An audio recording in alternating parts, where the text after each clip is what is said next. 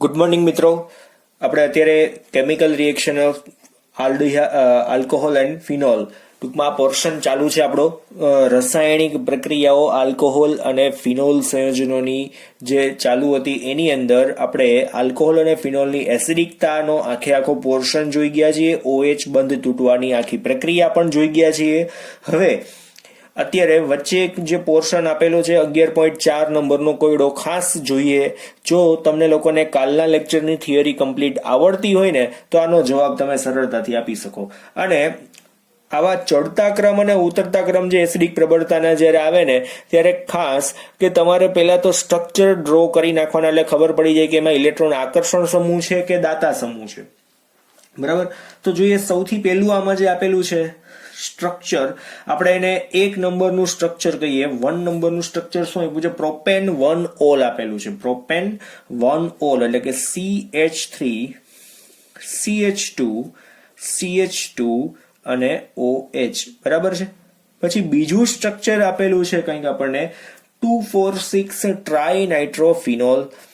તો એમાં શું કરશો? અહીંયા ફિનોલ તો છે જ, પણ 2,4,6 ઉપર કોણ છે? નાઇટ્રો સમૂહ જોડાયેલા છે.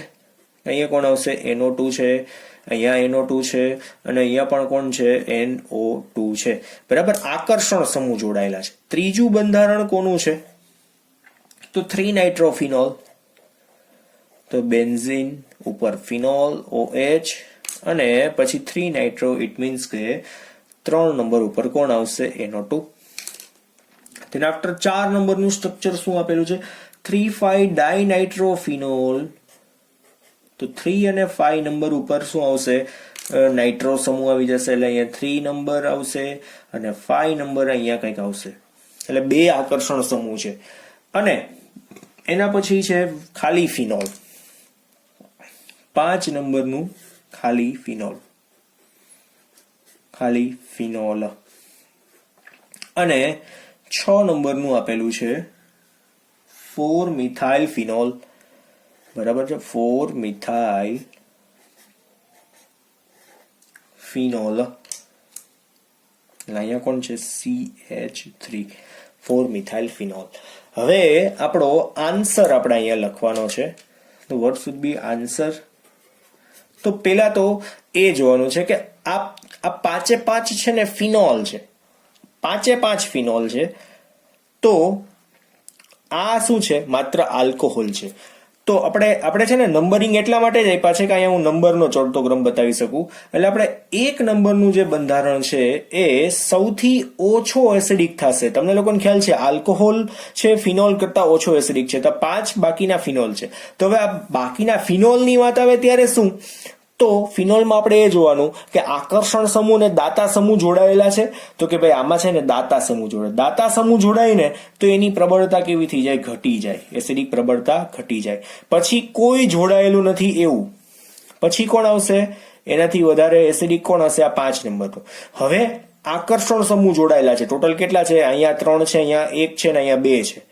તો આપણે સૌથી પહેલા કોણ આવશે? અહીંયા 3. શું કામ? એને કેમ કે આ 3 ની અંદર આની અંદર એક જ આકર્ષણ છે, હવે આની અંદર 2 આકર્ષણ છે, તો એની એસિડિક તરીકેની પ્રબળતા વધારે, અને આ છે એની અંદર સૌથી વધારે છે, તો અહીંયા એસિડિક તરીકેની પ્રબળતા કેવી થઈ જશે? એનાથી પણ વધારે છે. સિમ્પલ, આવડી જાય એવું છે. એસિડિક પ્રબળતાનો આખો પોઈન્ટ તમારે એવું હોય તો રિવિઝન કરી નાખજો. ઇમ્પોર્ટન્ટ છે. આ પ્રકારના MCQ પણ આવી શકે છે જે તમારી 2 થી 3 મિનિટ આરામથી ગુજરાત બોર્ડની અંદરની એક્ઝામમાં પણ કાઢી શકશે એમ. એટલે ખાસ સમજવું, કેમ કે તમારી ગુજરાત બોર્ડની એક્ઝામમાં 1 માર્ક માટે 1 જ મિનિટ હશે તમારી પાસે, અને જો આવો ક્વેશ્ચન પૂછાઈ ગયો તો 2-3 મિનિટ તમારી ખવાઈ જશે. એટલે 60 મિનિટમાં 50 ક્વેશ્ચન સોલ્વ કરવાના હોય, એમાં 5 મિનિટ તો તમારી ઓલા સ્ટીકર ને નામ લખવામાં ને એમાં જતી રહેતી હોય છે, ટપકા કરવામાં ને કંઈક વિચારવામાં. બરાબર છે. તો ખાસ ધ્યાન રાખવું, 1 મિનિટમાં સોલ્વ થાય એના માટે ફટાફટ શું કરવું પડશે? તો વિચાર્યા વગર સ્ટ્રક્ચર દોરવા જ માંડવાના, ચેક કરી લેવાનું, ફટાફટ મગજ ચાલી જવું જોઈએ. બરાબર, એટલે 1.5 થી 2 મિનિટ મેક્સિમમ થવી જોઈએ એના માટે. ચાલો, ધેન આફ્ટર હવે જે પોર્શન જોવાનો છે એ એસ્ટરીકરણનો પોર્શન છે. એમાં આલ્કોહોલ અને ફિનોલ સંયોજનોના એસ્ટરીકરણની જુદી જુદી પ્રક્રિયાઓ જોવાની છે. એમાં આલ્કોહોલ અને ફિનોલ એ કાર્બોક્સિલિક એસિડ સંયોજનો એસિડ ક્લોરાઇડ અને એનહાઇડ્રાઇડ આ ત્રણ સાથે પ્રક્રિયા કરીને એસ્ટર બનાવી શકશે. તો આપણે સૌથી પહેલો પોઈન્ટ જોઈએ કાર્બોક્સિલિક એસિડ સાથેની પ્રક્રિયાઓ. આલ્કોહોલ અને ફિનોલની કાર્બોક્સિલિક એસિડ સાથેની જુદી જુદી પ્રક્રિયાઓ જોઈએ, જેમાં સૌથી પહેલું એક્ઝામ્પલ ધ્યાન આપજો. દાખલા તરીકે આપણી પાસે CH3OH છે, એની પ્રક્રિયા આપણે કાર્બોક્સિલિક એસિડ સાથે કરીએ તો હું આને છે ને ઊંધું લખી નાખું, HOOC અને CH3. તમને લોકોને નામ આવડે છે, બધાના નામ આવડે છે. આનું નામ શું છે? મિથેનોલ. આનું નામ શું છે? તો કે ભાઈ ઇથેનોઇક એસિડ. Ethanoic acid. હવે આમાંથી છૂટું શું પડશે? તો અહીંયાથી H છૂટો પડશે અને અહીંયાથી કોણ છૂટો પડશે? OH. દેખાય છે? આમાં શું થશે? અહીંથી H છૂટો પડશે અને આ બાજુથી કોણ છૂટો પડશે? OH સમૂહ છૂટો પડશે. કોની હાજરીમાં પ્રક્રિયા થશે? એક તો જો ખાસા પ્રતિવર્તી પ્રક્રિયા છે, H પ્લસ સાથેની પ્રક્રિયા. H પ્લસ એટલે મોસ્ટ પ્રોબેબલી કોણ હોય ખબર છે? સાંદ્ર H2SO4. અને જેનું કામ શું છે? તો નિર્જલીકરણ કરવાનું છે. એટલે શું થશે? ત્યાં નિર્જલીકરણના અંતે જે નિપજ બનશે કેવી હશે? CH3 પછી O પછી અહીંયા C.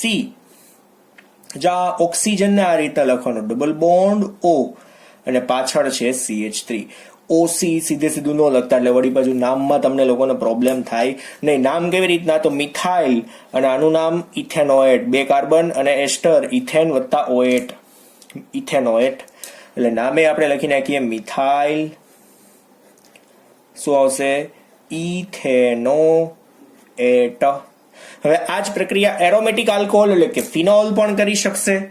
તો અહીંયા ફિનોલ વાળી પ્રક્રિયા લખીએ. ધ્યાન આપજો. આમાં શું આવશે? અહીંયા O અને H વત્તા સેમ પ્રક્રિયા લખી નાખીએ HOOCCH3. ઇથેનોઇક એસિડ સાથેની જ પ્રક્રિયા, પણ આપણી પાસે અહીંયા પ્રક્રિયક છે ફિનોલ. નામ શું થશે અહીંયા? Ethanoic acid. ખાસ ધ્યાન રાખવું, આલ્કોહોલનો ક્યારેય OH આખો છૂટો પડે નહીં. આખો સુકામેન ન પડે, કેમ કે આ બંધને તોડવા વધારે ઉર્જાની જરૂર પડે છે. અને આમ પણ પ્રેક્ટિકલી જ્યારે એ લોકોએ ગોઈતું ત્યારે નિપજની અંદર આ ઓક્સિજન જોવા મળ્યો હતો. આ છે ને ઓક્સિજન જે છે ને એ ઓક્સિજન 18 ક્રિયાશીલ સમૂહ છે, ઓક્સિજન 18 સમસ્થાનિક છે. એ નિપજમાં પણ આ લોકોને જોવા મળ્યો હતો પ્રેક્ટિકલી જ્યારે ફાઇન્ડ આઉટ કર્યું ત્યારે, જેના લીધે ખબર પડી કે આલ્કોહોલમાં માત્ર OH બંધ જ તૂટે છે, C અને O વચ્ચેનો બંધ તૂટતો નથી. માત્ર ને માત્ર OH બંધ તૂટે છે. બરાબર? એટલે સેમ એઝ અહીંયા ફરી પાછી હું શું કરીશ? રિવર્સિબલ રિએક્શન, H ની હાજરી અને નિપજ શું બનશે અહીંયા? તો કે ભાઈ બેન્ઝીન, પછી અહીંયા O, પછી શું આવશે? C, ડબલ બોન્ડ O અને CH3. બરાબર છે? હવે આમાં પણ આ જ રીતના આ જે છે એનું નામ લાસ્ટમાં, આનું નામ સૌથી પહેલા શું નામ બનશે? ફિનાઇલ ઇથેનોએટ. આને શું કહેવાય? ફિનાઇલ. બેન્ઝાઇલ લખાઈ ન જાય, ખાસ ધ્યાન. ફિનાઇલ ઇથેનોએટ. બરાબર છે? આ રીતની નિપજ બની શકે. ઇટ મીન્સ અહીંયા R ઇક્વલ ટુ ખાલી આલ્કાઇલ સમૂહ જ આવવો જોઈએ, એરાઇલ સમૂહ કાર્બોક્સિલિક એસિડમાં આવશે નહીં. તમે OH માં મિથાઇલ સમૂહ લઈ લ્યો કાં તો ફિનાઇલ લઈ લ્યો, ચાલશે. બાકી આ બાજુ તો કોણ હોવો જોઈએ? આલ્કાઇલ સમૂહ જ હોવો જોઈએ. બરાબર છે? આપણી 2 પ્રક્રિયાઓ અહીંયા ટોટલ પૂર્ણ થઈ ગઈ છે. પહેલી કાર્બોક્સિલિક એસિડની 2 રિએક્શનો. હવે આપણે જોવાના છીએ એનહાઇડ્રાઇડ વાળી પ્રક્રિયા. એનહાઇડ્રાઇડ સાથેની પ્રક્રિયા જોવાના છીએ. ધ્યાન આપજો. સેકન્ડ, એનહાઇડ્રાઇડ સાથેની પ્રક્રિયા. એનહાઇડ્રાઇડ સાથેની પ્રક્રિયા.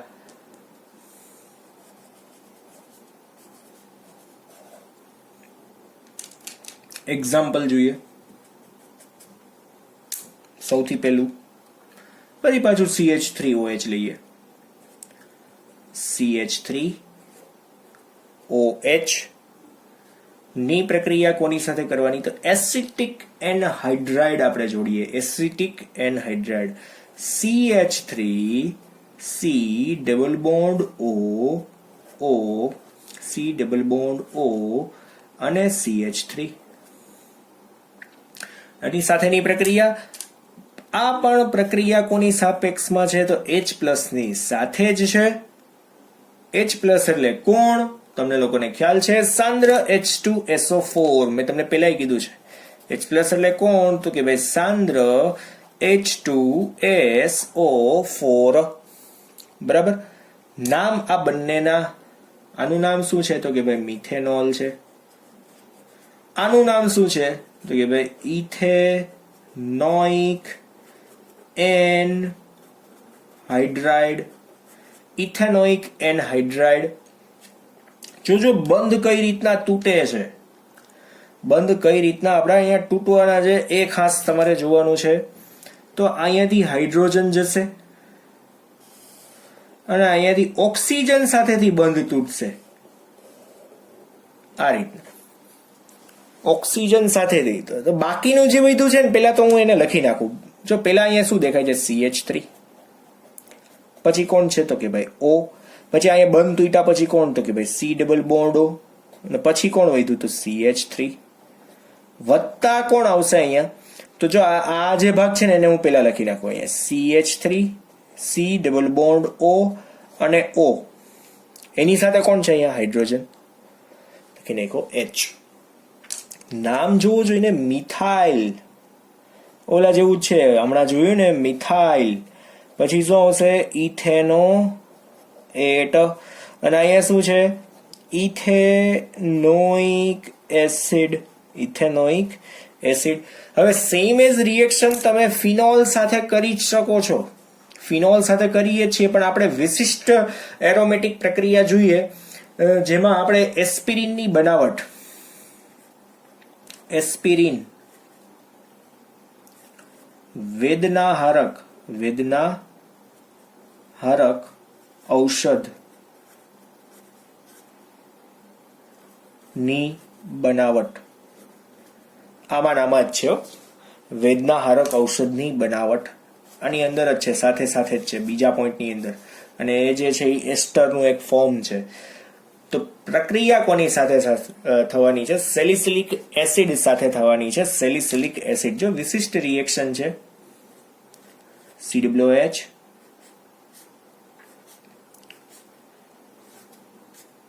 O અને H. રિએક્શન કોની સાથે થવાની છે? તો ફરી બાજુ અહીં લખી નાખીએ આપણે. CH3 જે આ જ છે. C double bond O C double bond O અને CH3.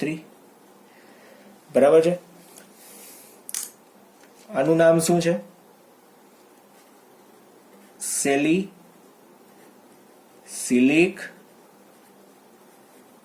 એસિડ.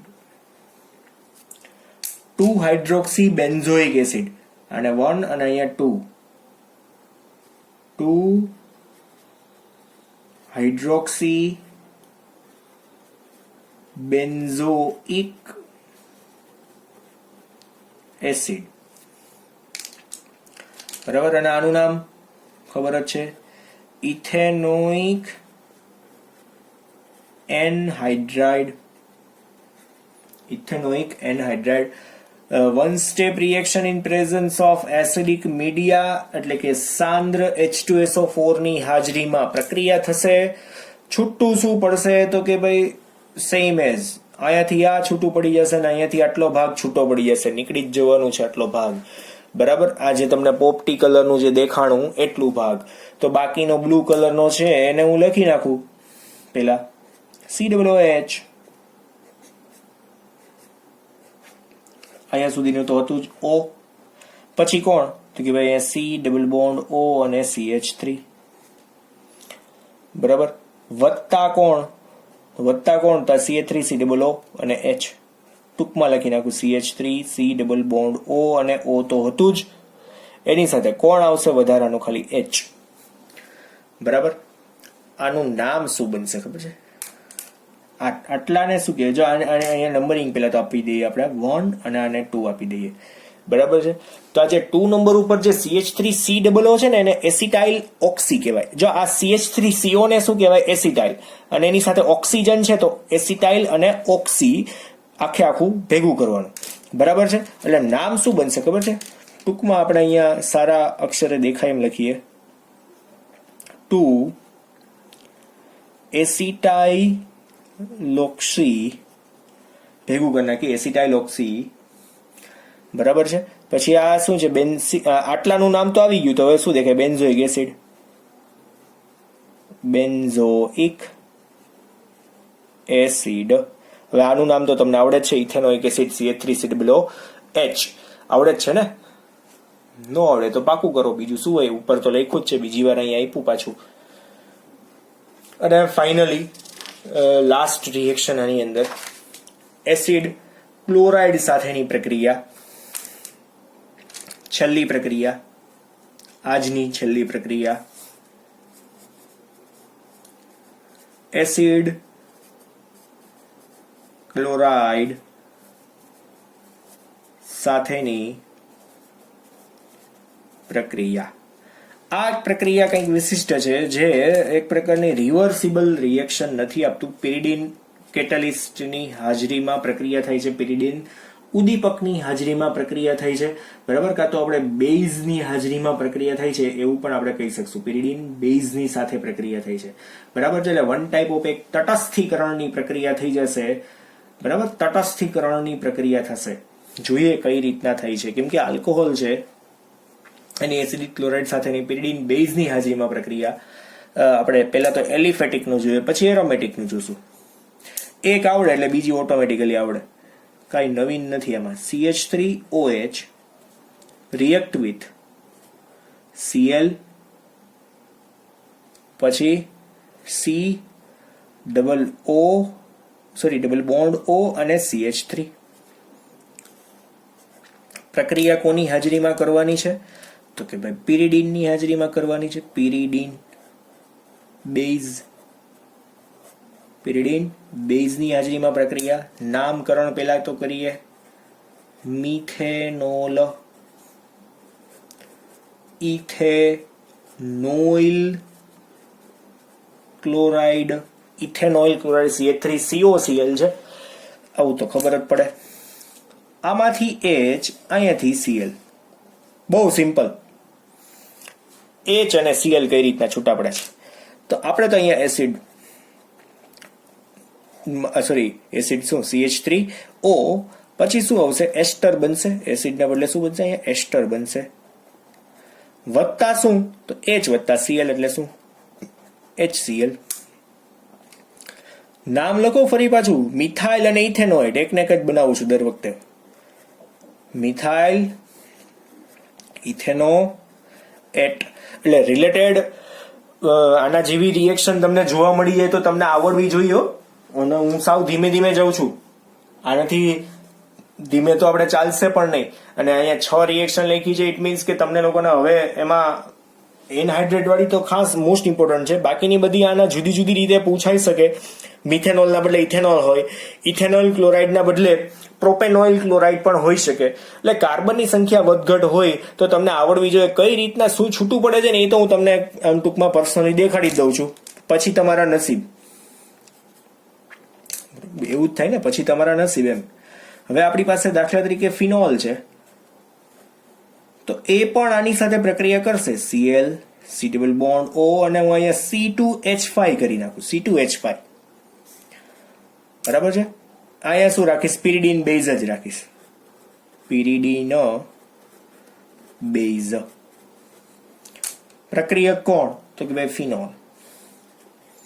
આયા છે પ્રોપેનોઇલ ક્લોરાઇડ. પ્રોપેનોઇલ ક્લોરાઇડ ની પદ શું બનશે? બેન્ઝીન. એની સાથે O તો હતો જ. હવે તો C ડબલ બોન્ડ O અને અહીંયા કોણ આવશે? C2H5. પ્લસ તો કે ભાઈ HCl. શું કહેવાય ને, તો અહીંથી છૂટો કોણ પડે, તો HCl જ છૂટો પડે છે. નામ શું બનશે આનું, તો ફિનાઇલ. અને આ 3 કાર્બન છે, પ્રોપેન વત્તા OH એટલે પ્રોપેનોએટ, ફિનાઇલ પ્રોપેનોએટ, ફિનાઇલ પ્રોપેનોએટ. આવડી જાય એવું છે. બહુ સિમ્પલ રિએક્શન છે. કાલનો પોર્શન થોડોક લાંબો હશે, કાલનો લેક્ચર લાંબો હશે, કેમ કે CO બંધ તૂટવાની પ્રક્રિયા આમ તો ઓલરેડી આપણે ચેપ્ટર નંબર 10 ની અંદર ઓલરેડી ભણી ગયા છીએ, હેલો આલ્કેન સંયોજનોની બનાવટની પ્રક્રિયા.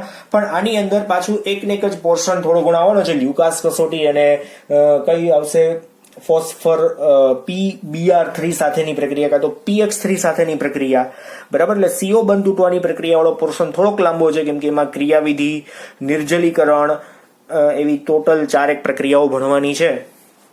તો કાલનો લેક્ચર લાંબો રહેશે, આજનો ટૂંકો છે. ટોટલ 6 પ્રક્રિયાઓ ખાલી જોઈ છે તમે લોકોએ, અને એક ઉદાહરણ જોયું છે. એટલે બહુ કઈ ખાસ તમારે આજે હોમવર્ક છે નહીં. આ તમે પ્રક્રિયા 3 વાર લખશો તો પણ ચાલશે, આવડી જાય એવી રિએક્શનો છે, બરાબર. એક આલ્કોહોલ અને એક ફિનોલના એક્ઝામ્પલ મેં દરેકમાં આપ્યા છે. આમાં પણ એક આલ્કોહોલ અને એક ફિનોલનું એક્ઝામ્પલ આપી શકાય, પણ એક વિશિષ્ટ રિએક્શન હતી વેદના હારક ઔષધની બનાવટ. હવે આ સેલિસિલિક એસિડ કઈ રીતના બને છે એના માટે આપણે કોલ્બે સ્મિથ પ્રક્રિયા આપણે જોવાની છે, એ આગળ હજુ આવશે, બરાબર છે. એટલે એના માટે ઉત્સુકતાને જાળવી રાખજો. હોય તો ઉત્સુકતા ઘણા આમાં કંટાળો આવે ઘણા લોકોને જોઈને, બરાબર. પણ આ સૌથી મોસ્ટ ઇમ્પોર્ટન્ટ અને મજા આવે એવું છે, એટલે તો હું પાછું કલરફુલ લખું. મને તો આમાં બહુ મજા આવે, ભણાવવાની તો બહુ મજા આવે. ભણવાની તો પછી તમારા નસીબ મોડા હોય, નસીબ ન હાલતા હોય તો ભણવું ન ગમે, પછી ખબર પડે કે ખોટું થઈ ગયું, બરાબર. એટલે ધ્યાન રાખજો, બરાબર. એટલે આળસ આવતી હોય ને તો ક્યાંક એક બાજુ મૂકીને બેસી જાજો વાંચવા માટે અને લખવા માટે. આ ઓકે. તો આજે અહીંયા સુધી રાખીએ. બહુ ઓછો પોર્શન ભણ્યા છે, ખાસ તૈયાર કરજો. Thank you.